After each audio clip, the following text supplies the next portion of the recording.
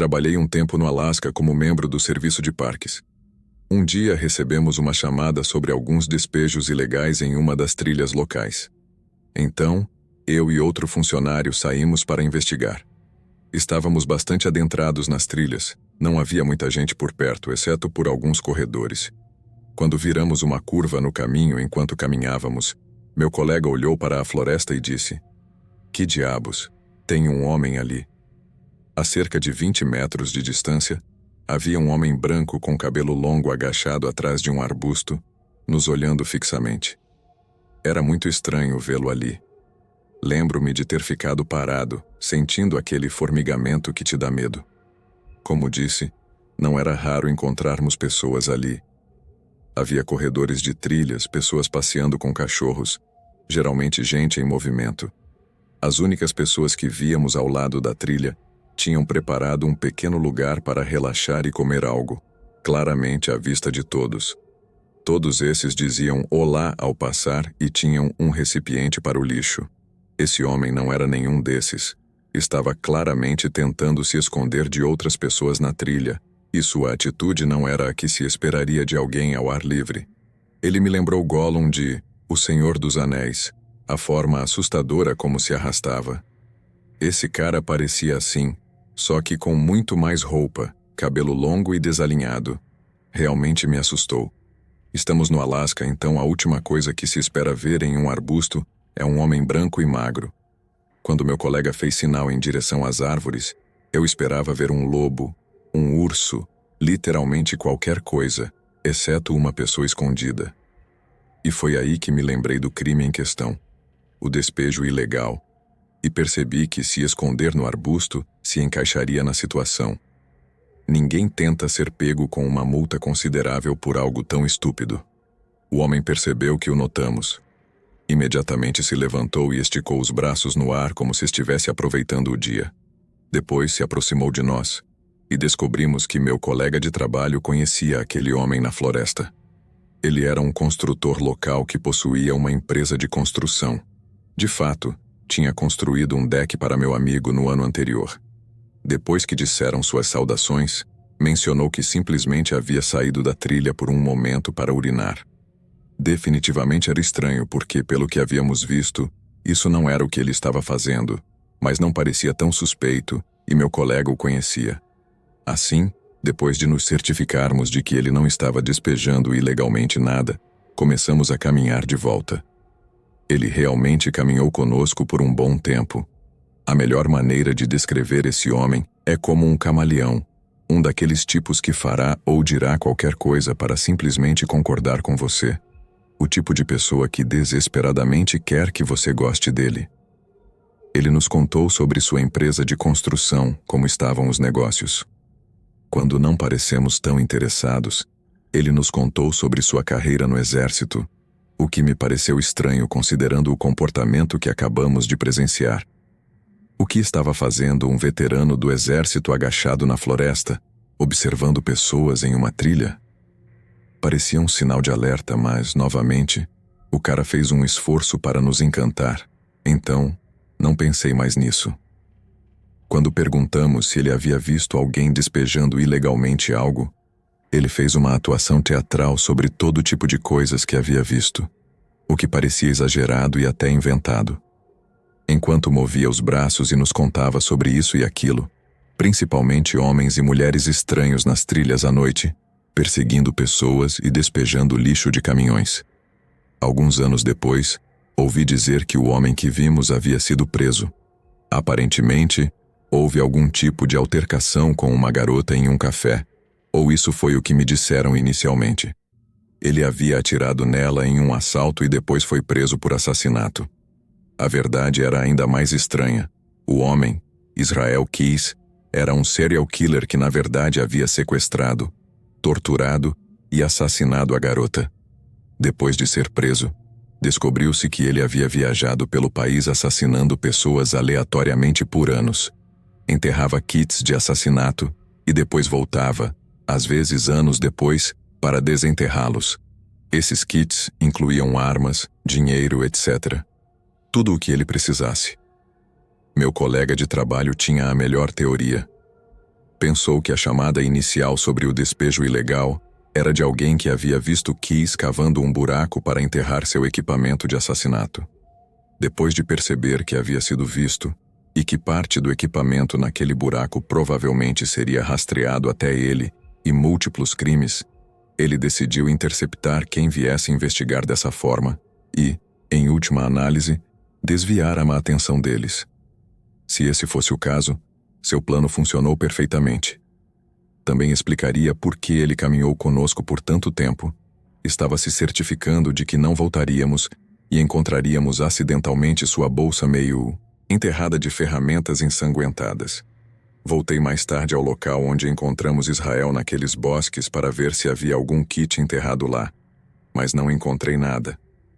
Outros sugeriram que ele poderia estar esperando surpreender uma vítima na trilha, mas isso não parecia ser seu modus operandi geral, pelo que eu entendi.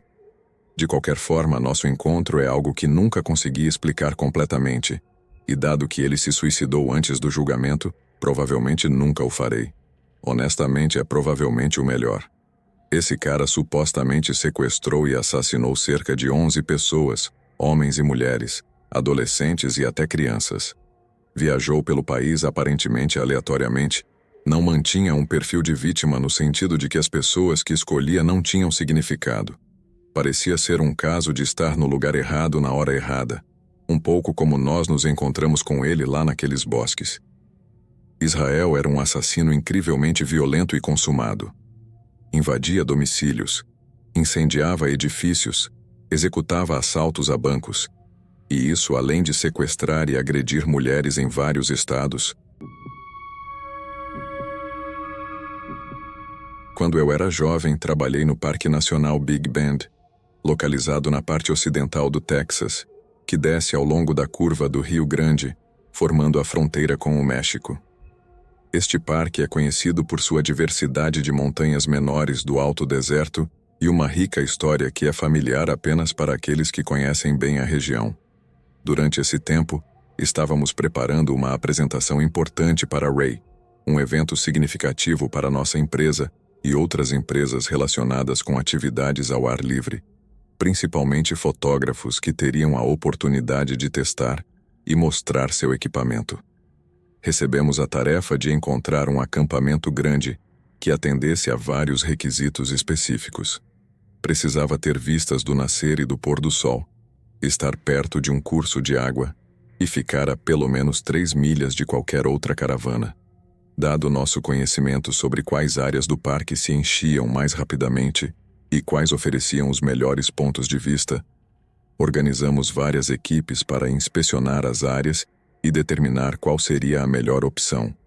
Felizmente, a seleção não demorou muito e isso nos deixou uma tarde livre. Ray nos ofereceu a oportunidade de testar alguns dos equipamentos no barco. No entanto, não nos envolvemos muito além disso e nos dividimos em grupos de acordo com os interesses pessoais.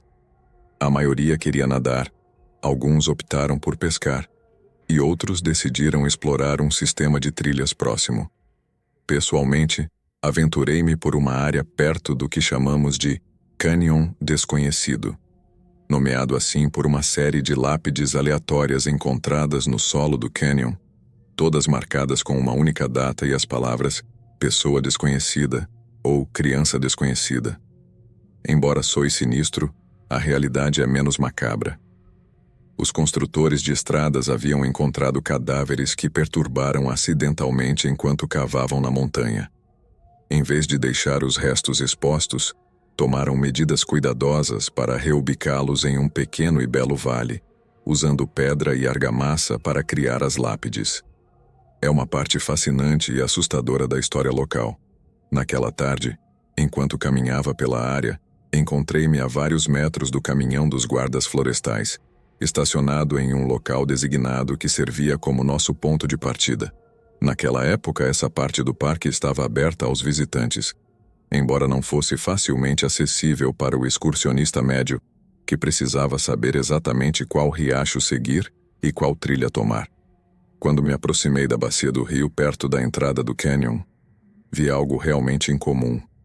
No início, meu cérebro demorou alguns segundos para resolver o quebra-cabeça. Algo grande se movia no caminho do outro lado do rio. Parecia um grupo de coelhos, mas era grande demais. Enquanto me aproximava para melhorar a visão, a imagem ficou ainda mais estranha. Por um momento pensei que estava vendo um cervo de tamanho médio rastejando pelo solo do cânion. No entanto, depois de piscar e focar melhor, percebi que era um puma, um grande felino que se arrastava por um ponto baixo, caçando algo provavelmente não muito longe de onde eu estava. Nunca tinha visto um antes, e quando finalmente processei o que estava vendo, senti meu sangue gelar. O puma me olhou e nunca esquecerei aquele momento em que pude ver a calculadora de calorias acender em seus olhos. Felizmente, entre nós, havia um rio, que embora baixo devido a uma seca e práticas de irrigação não autorizadas e ilegais rio acima, ainda parecia uma barreira de água formidável. O puma fez vários movimentos indecisos, pesando o risco versus a recompensa de cruzar.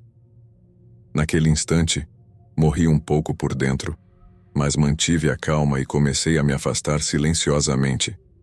Eu carregava spray de pimenta para ursos no meu cinto, mas tinha poucas esperanças de que fosse eficaz contra tal predador. Não sei se foi o rio, ou se simplesmente não valia a pena o esforço. Mas o puma não me perseguiu e consegui voltar ao caminhão sem incidentes. Essa foi a caminhada curta mais longa que já fiz na minha vida. Mais tarde, naquela noite, enquanto estava estacionado na estrada principal do parque, em uma área frequentemente frequentada por grandes felinos, sempre me lembrarei de estar ali no meio do nada, comendo biscoitos Oreo um pouco murchos e bebendo água, enquanto ouvia os ocasionais rugidos ou gritos de um grande felino saindo da escuridão. Agradecido pela minha posição relativamente afortunada na nossa cadeia alimentar. Quando eu era mais jovem, trabalhei como voluntário em buscas e resgates na cidade onde eu morava. Eu já era um excursionista por natureza e tinha algum conhecimento do terreno local, então fazia sentido oferecer meu tempo quando necessário. A região onde eu morava não era conhecida por pessoas desaparecidas de alto perfil, mas tínhamos missões consistentes no final do verão e outono, que é quando mais me chamavam. Uma vez, recebi a chamada sobre uma pessoa que havia desaparecido recentemente. Ela estava com um grupo que voltou de uma caminhada sem ele e imediatamente o reportou, em vez de procurá-lo. Os voluntários recebiam a chamada nessas missões porque a rotatividade era rápida e a natureza delas era um pouco leve. Essas pessoas geralmente apenas se perdiam um pouco ou se machucavam, e havia uma alta probabilidade de um resgate bem-sucedido. Por isso reuniam todos os disponíveis o mais rápido possível.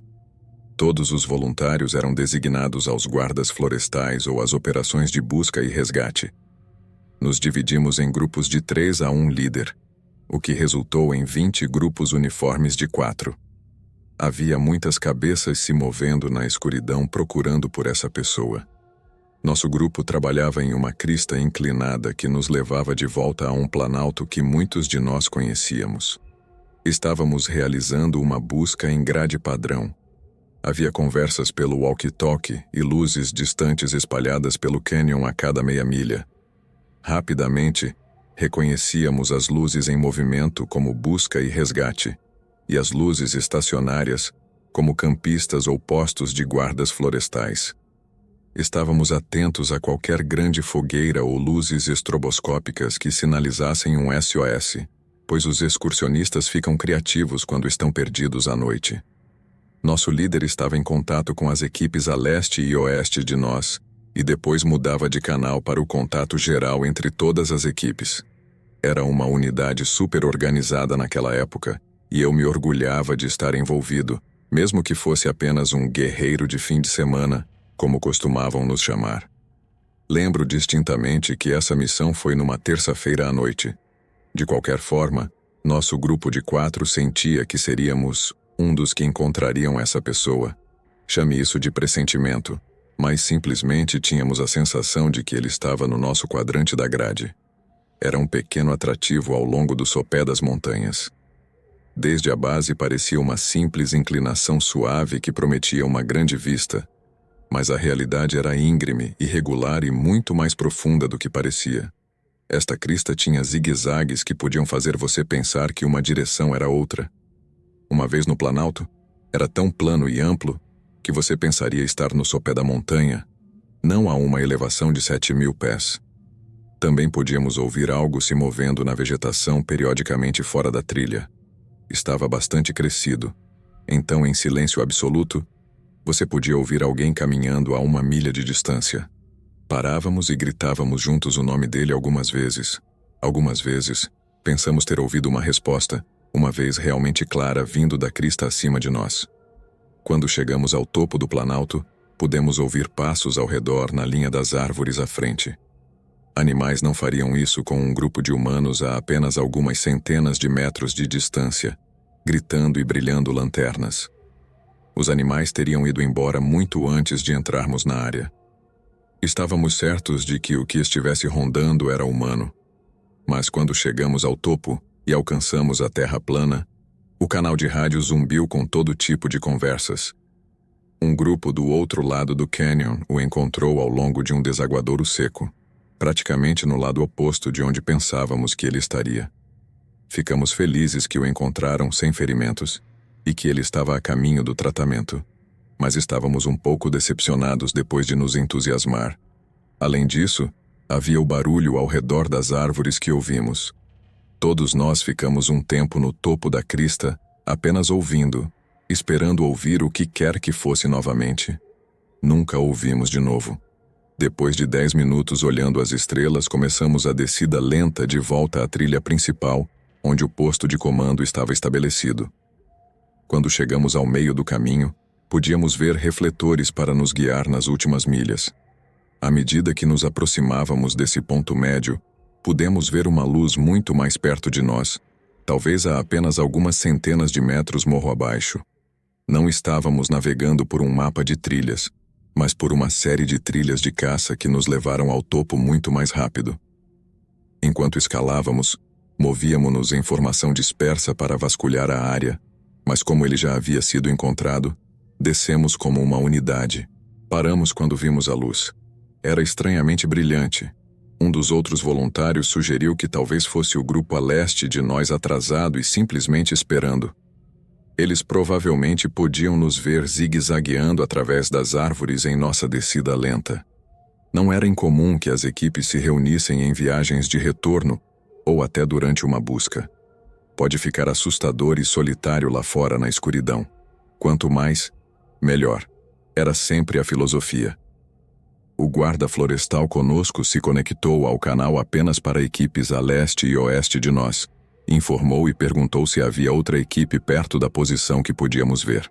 Passou um momento e responderam claramente. Esses grupos estavam a 2 e 3 milhas à nossa frente, respectivamente. Um grupo praticamente havia chegado ao posto de comando e o outro estava a apenas 30 minutos de distância. Agradecemos e desligamos o rádio. Então, coletivamente olhamos para baixo na luz que nos esperava. O que diabos é isso? Eu não pude deixar de perguntar. Era o novato do nosso grupo e minha experiência simplesmente falou mais alto. Acontece que ninguém tinha uma boa resposta e todos estávamos um pouco inquietos, inclusive o guarda florestal, e ele morava ali. De onde eu estava, posicionado alguns pés atrás dele e à direita, ele tinha uma linha de visão direta. Ficamos ali por 1 minuto, antes que esse cara gritasse e caísse completamente na vegetação. Ele estava recuando tão rápido quanto podia, rastejando de 4 como um caranguejo. Suas luzes cortavam em todas as direções, o que levou ao caos, e me impediu de ver mais nada além dele caindo. Eu o ajudei a se levantar justo quando o guarda florestal e o outro voluntário vieram correndo. Ambos tinham armas desembainhadas, claramente mais preparados do que eu. Perguntaram o que aconteceu, e eu apenas olhei para o cara com quem estava falando e dei de ombros. Explicamos a primeira parte juntos. Ouvimos alguém sussurrar, "Hey!" E então os 3 de nós ouviram o resto. Ele disse que se virou para as árvores depois do sussurro. Estava olhando de um lado para o outro ao longo dos troncos esperando que alguém saísse de algum lugar, a 10 pés de distância, baseando-se no som da voz. Enquanto olhava, vi o movimento, mas nada do que esperava. Ele disse que uma pessoa começou a rastejar rapidamente pelo chão da floresta e estava se movendo diretamente em sua direção. Ele disse que estavam a apenas 5 ou 6 pés de distância, mas bem na frente dele. Olhando para cima, ele viu seus olhos, os olhos refletindo a luz o tempo todo, mas só pensou que era casca de árvore. Não era. Era um estranho nu e desgrenhado, misturado perfeitamente com o solo e as agulhas de pinheiro. Quando ele se levantou, a pessoa havia sumido. Fizemos uma varredura da área, chamamos algumas vezes mais, mas não encontramos sinais de ninguém.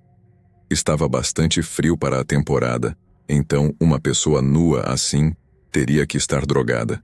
Era a única explicação para o comportamento. Todo o caso foi uma loucura porque definitivamente ouvi aquele sussurro também, então não é impossível que houvesse uma pessoa para acompanhar aquela voz. Depois de não encontrar nada, continuamos descendo a montanha, mas agora com um verdadeiro impulso para sair daquelas florestas. Estávamos quase tropeçando uns nos outros, todos cotovelos e traseiros, tentando não ser o último. Ninguém queria ser aquele que tivesse a escuridão o perseguindo. O guarda florestal chamou pelo rádio e perguntou se havia outras pessoas desaparecidas naquela área naquela noite. Mas claro, não havia. A missão havia terminado. Ele nem se deu ao trabalho de informar o que vimos, e todos concordamos em contar quando voltássemos. Levamos muito menos tempo agora que estávamos correndo de volta ao posto de comando. Não vimos mais nada, e depois de fazer nosso relatório, quase enviaram uma segunda equipe para dar uma olhada, mas acabaram cancelando. Se houvesse mais alguém, teriam que ser chamados primeiro. Nunca ouvi mais nada sobre a luz ou aquele rastreador assustador na floresta, mas certamente fez uma noite louca. Trabalhei como peão de rancho em uma viagem de manada no meio da floresta nacional e passei pelo menos uma semana por mês acampando. Agora estou trabalhando com trenós de cães, então estou ao ar livre em tempos mais frios e escuros, indo para lugares onde as pessoas geralmente não vão. A maioria das pessoas consideraria uma viagem a cavalo de 25 milhas muito longa. Não estou diretamente envolvido com busca e resgate ou com os guardas florestais, mas me ofereci como voluntário ao lado deles. Passei inúmeras horas ajudando-os em áreas selvagens profundas. Nunca conheci uma pessoa, entre milhares, que não viu ou ouviu algumas coisas incríveis. Isso faz parte do curso, mas o quanto você entretém essas histórias depende de você. Não acredito na metade das coisas que ouço, principalmente no que vejo com meus próprios olhos. A história que vou contar é de 2 partes. A primeira parte aconteceu logo após a nova fronteira mexicana, em direção ao Arizona. Eu estava dirigindo pelas estradas antigas do condado, e o sol acabava de se pôr no crepúsculo. A luz do entardecer torna mais difícil julgar sombras e distâncias. É quando a maioria dos acidentes acontece. Eu não dirigia tão rápido, apenas no limite de velocidade, porque estava no meio do nada. Se eu batesse em algo, seria um problema até alguém me encontrar, se eu sobrevivesse. Quando o sol se pôs completamente, planejei recuperar a velocidade. Foi então que vi 5 ou 6 vacas correndo para a estrada. Pisei no freio e desviei completamente para o acostamento, quase batendo em pedras e todo tipo de coisa ao longo do caminho, em vez de atingir a manada. Bater em um daqueles animais é uma sentença de morte quase certa. Eles medem 6 ou 7 pés de altura, pesam 500 libras e se reproduzem como coelhos em alguns lugares. Eu poderia sobreviver batendo em um, mas 5? De jeito nenhum. Felizmente consegui desviar, mas quase bati em um que era maior que todos os outros. Parecia que ia me atingir de frente e atravessar meu para-brisa, me matando instantaneamente, como ouvi falar que aconteceu com um cara Ememming quando ele bateu em um cavalo. Foi uma das piores mortes que pude imaginar. Muito rápido, seguido de ser esmagado. O vidro provavelmente me cortaria todo. Senti uma calma estranha e pensei que aquele seria o fim. Tudo parecia lento. Olhei bem para ele. Era tão estranho como a natureza se rende quando a morte parece inevitável. Muitos de nós temos a ideia de que vamos lutar, mas a verdade é que aceitamos quando ela vem. A única parte assustadora foi que ele também estava me olhando. Era aproximadamente do tamanho de um alce, não tinha chifres e tinha a constituição de uma fêmea típica. Os outros animais eram vacas comuns, mas esse era maior e estava coberto da cabeça aos pés com algo que parecia uma grande lã cinza, como uma cabra angorá que precisava tanto de tosquia que começou a parecer com dreadlocks. Como era maior, é preciso entender as dimensões. Um alce pode pesar em média 500 libras, mas as fêmeas têm uma média próxima a 900. Esse animal era 2 vezes maior que qualquer outro. Para colocar em perspectiva, os alces já eram maiores que meu carro. Não é de admirar que fosse tão difícil evitá-lo. Ocupava literalmente cada centímetro da estrada em que eu estava. Felizmente passei por ele. Lembro-me de ver sua cabeça passar por cima do teto do meu carro. A parte que mais me lembro é passar por baixo, porque por um instante senti essa estranha conexão com essa coisa, como se soubéssemos que estávamos nos olhando, apesar dos tufos de pelo cinza morto que pendiam de seu rosto. Parei e saltei do carro imediatamente, apesar do meu melhor julgamento. Fiquei parado, maravilhado, para ver que diabos era aquela coisa. Os alces estavam se movendo para a linha das árvores, e o que quer que eu tenha visto estava logo atrás deles. Tudo simplesmente desapareceu na vegetação. Caminhei de volta para a frente do meu carro, e de fato, havia uma nova amassadura no meio. Apoiei-me no carro com as mãos na cabeça por cerca de 20 minutos, repetindo a cena várias vezes na minha mente, incrédulo. Meus amigos pensam que era uma espécie de Sasquatch, embora eu tenha certeza de que tinha 4 patas. Então, vamos chamá-lo de cavalo de Bigfoot. Minha esposa diz que provavelmente era o espírito da morte e que eu morri ali. Mas continuei vivendo no que minha mente queria que acontecesse. A segunda parte da história ocorreu a alguns quilômetros da crista que dá vista para o lago Strawberry, em Utah. Como não havia neve suficiente para os trenós, realmente não havia para onde ir, mas seguimos em frente. Eu não guiava os cães através das árvores, então sempre íamos em frente até chegar ao final do circuito, que nos levaria de volta à trilha e em seguida de volta ao acampamento base. Foi uma ideia emocionante porque geralmente uso uma lanterna e estava tarde e fazia frio. Havíamos completado a rota desejada naquele dia e só faltava voltar. De repente vi algo correndo novamente pelo meu lado esquerdo. Estava indo na mesma direção que nós, mas também em nossa direção, em um ângulo que, se continuássemos, colidiríamos em aproximadamente 50 jardas. Novamente, lembrei-me do magnífico poder do alce. Aquela coisa simplesmente avançava através de montes de neve de 2 ou 3 pés, como se não fossem nada. A quantidade de força que demonstrava era irreal, e estava emaranhada com o mesmo pelo grosso que o outro no Arizona. Isso foi a primeira coisa que me veio à mente.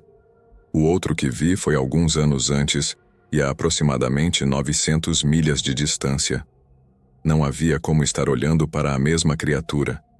Gostaria de ter pego uma câmera, mas estava preso no frenesi de observar meus cães para garantir que não o perseguissem. No trenó de cães, você nunca pode tirar os olhos do líder por muito tempo ou algo pode dar terrivelmente errado. Parar a equipe certamente faria eles irem em direção a ele e ficarem presos nas árvores. Então, o melhor que você pode fazer é ir mais rápido. Os cães estão ocupados, então não o perseguem. Isso também significa que eu poderia colocar uma certa distância entre mim e o que quer que fosse aquilo. Ainda estava colidindo contra os bancos de neve e galhos enquanto galopava através da tundra. Havia apenas 25 jardas entre nós e algumas poucas árvores. Nenhuma tinha folhas ou cobertura, então eu olhava para o líder da matilha à frente da equipe porque um tronco caído ou uma cerca de gado tomada muito rápido pode ferir um cão como um alce. Olhei para trás para a criatura e depois me aproximei da emergência. Peguei minha arma. Era um revólver 357 com cartuchos de javali. Descarreguei as 2 primeiras câmaras que mantenho vazias. Agora, eu tinha a arma apontada para o ar com munição real. Realmente não queria atirar, nem assustar os cães com um disparo, mas ele continuava se aproximando. Então, disparei um tiro alguns metros acima dele. Ouvi a bala atingir alguns galhos, e então o vi passar por trás de um denso arvoredo na minha periferia. Continuei olhando ao redor, mas foi a última vez que o vi. No restante da viagem eu estava pulando nas sombras como um cão caçador. Como guia de trenó de cães e voluntário de busca e resgate, ainda não sei o que fazer com isso. Tem 4 patas e o que parece ser uma década de crescimento de pelo. Não preciso vê-lo para saber que ele não deveria existir. Mas eu o vi 2 vezes. Bastante louco, mas o mais louco foi aquele pequeno momento em que pensei: "Oh, ele vai me pegar de verdade." Eu estava caminhando com um grupo distribuído naturalmente de acordo com a velocidade da caminhada. Estávamos em uma caminhada de treinamento de um dia que nos levaria até a próxima estação. Eu estava no meio de um grupo de 4 pessoas. Uma pessoa teve que parar para tirar um carrapato. Os outros 2, um dos quais era um guarda florestal líder, ficaram com eles. Decidi caminhar à frente e ver se conseguia alcançar o grupo líder no caminho em que estávamos, que estava muito bem marcado, então não me preocupava em me perder. Deixei-os para trás pensando nos carrapatos. Onde há um, há 10.000 mais pendurados nas folhas ao seu redor. Apesar da minha escolha de carreira e hobbies, carrapatos e sanguessugas são alguns dos meus principais medos. Não queria ser o próximo a ter que queimá-los do pescoço e das coxas. Sabia que o próximo marco era uma antiga estrada de madeira, e de fato, a alcancei cerca de meia milha depois. Decidi que deveria esperar pelo resto do grupo e me atualizar. Então, enquanto esperava, caminhei um pouco pela velha estrada coberta de mato que corria perpendicular à trilha. Havia um muro baixo de pedra ao longo de um lado, e eu simplesmente estava passeando ao lado dele procurando algo interessante como artefatos e coisas assim. De repente, senti como se tivesse acabado de cruzar uma linha invisível. Foi como se o som tivesse sido cortado também. Nenhum pássaro ou inseto chamou. Há alguns segundos vários pássaros estavam cantando. Até as folhas das árvores ao meu redor pararam de farfalhar. Foi apenas esse silêncio repentino, antinatural e ensurdecedor. Por alguma razão, dei mais alguns passos hesitantes até bater nessa parede invisível. De repente fui bombardeado por esse sentimento que só posso descrever como uma intensa sensação de não ser bem-vindo, como se eu tivesse entrado na casa de alguém que sabia que me odiava, mas multiplicado por 100. Todos os pelos do meu corpo se arrepiaram. Parei de repente. Esse sentimento era tão forte que eu nem queria me virar. Não conseguia ver nada na estrada, nada ameaçador ou de outro tipo que me desse todos esses sentimentos. Mas sabia que precisava sair dali imediatamente. Simplesmente sabia que não deveria estar ali. Se ficasse, algo ruim aconteceria. Comecei a andar para trás lentamente, sem me afastar do caminho e tentando de verdade, foi difícil não piscar. Finalmente cruzei aquela linha invisível novamente. Podia ouvir o canto dos pássaros e o farfalhar das folhas. Não me virei até ouvir o líder, que havia deixado antes, perguntando se havia algo interessante naquele caminho. "Não, vamos seguir em frente", respondi sem olhar para trás. Pensei que poderia ser apenas um urso ou puma, talvez fora de vista, e meus instintos conseguiram captar.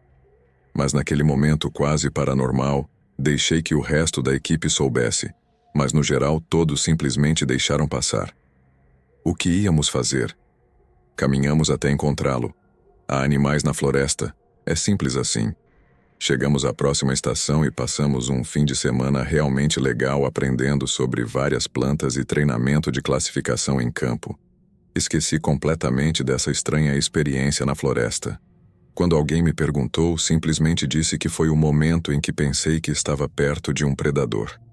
Não foi até o próximo verão, quando tive que completar a mesma caminhada até a mesma estação com um grupo diferente de guarda-florestais. A metade deles eram veteranos que haviam trabalhado e vivido naquele parque por mais de 10 anos. A caminhada foi muito tranquila, pois todos os novatos puderam fazer perguntas e ouvir histórias loucas. Um dos guarda-florestais mais antigos tinha um monte de histórias sobre encontros com diferentes predadores. Lembrei-me do ano anterior, quando tive aquela experiência assustadora na floresta.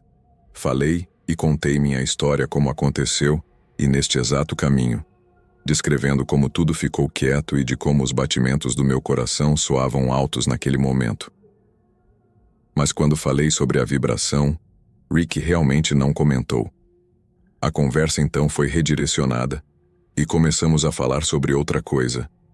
Achei um pouco estranho e, quando olhei para ele, tinha um olhar distante. Ele me fez um gesto estranho com a cabeça quando percebeu que eu estava olhando, como se fôssemos falar mais tarde. De fato, quando chegamos à estação e montamos o acampamento para aquele dia, Rick veio me procurar e se desculpou por se calar. Explicou que queria falar em privado. Disse que estava bem e nos afastamos, criando uma pequena distância entre nós e o resto do grupo. A primeira coisa que perguntou foi onde exatamente eu pensei que havia acontecido minha história. Eu disse onde fui, o velho caminho coberto de mato. Rick disse que também havia explorado aquele caminho em ambas as direções. Em um sentido, era um beco sem saída após um quarto de milha, onde um deslizamento de pedras havia apagado completamente onde quer que o caminho levasse. Parecia mais uma antiga estrada de diligências, com sulcos na terra mastigados pelo tempo. Ele a explorou no outro sentido, na mesma direção que eu. Rick disse que seguiu a parede de pedra baixa até encontrar um lugar agradável para relaxar um pouco. Rick disse que era como se cada fibra do seu ser lhe gritasse para caminhar para o outro lado e sair dali. Mas ele estava muito mais perplexo do que eu sobre o que sentia. Nunca havia encontrado predadores, então realmente não sabia o que esperar. Rick sabia o que esperar, e isso não era como estar perto de um urso ou leão. Era como se houvesse algo no ar que dizia para correr. Nada instintivo, mas real. Seu gerente havia servido brevemente no exército dos Estados Unidos antes de ser guarda florestal. Durante seu serviço, havia ouvido falar de várias tecnologias militares, muitas delas parcialmente confidenciais devido à sua natureza experimental. Uma coisa de que havia ouvido falar era uma arma de energia não letal chamada sistema de negação de acesso. Isso era algo que poderia ser transportado ou instalado em algum lugar e emitiria ondas em uma certa frequência, tornando qualquer ambiente inabitável. Se um desses fosse colocado sobre uma porta, por exemplo, você não poderia passar por ela até que fosse desligado. Você não saberia por quê, mas algo inconscientemente o impediria de querer entrar, exatamente como nos sentimos quando tomamos aquele caminho. Rick sempre esteve fascinado com tecnologias governamentais e, por ter um vasto conhecimento, foi capaz de deduzir exatamente o que sentimos. Ele explicou de uma maneira que fez sentido. Parecia uma frequência ao nosso redor. Quando entrei, meu desejo de voltar pelo caminho que vim era palpável. Estava animado. Perguntei o que deveríamos fazer, a quem poderíamos levar essa informação.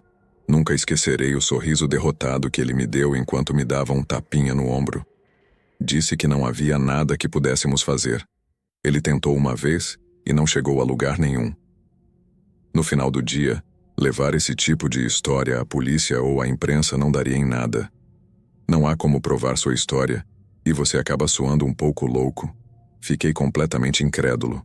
Ele só queria comparar notas comigo e me dar uma pista sobre qual era sua teoria, que o que quer que estivesse no final daquele velho caminho era classificado. Rick disse que várias pessoas, ao longo dos anos, fizeram o mesmo relato e nunca houve uma investigação. A maioria deles estava no sudoeste, enquanto estávamos um pouco mais ao norte. De qualquer forma, o que importava? Ele também explicou que investigar muito era um erro. Contou uma ou duas histórias em que algumas dessas pessoas que haviam feito relatos acabaram desaparecendo depois de voltar para ver o que havia lá. Trabalhei no parque por mais um ano antes de me transferir, mas nunca esqueci o que aconteceu naquele dia.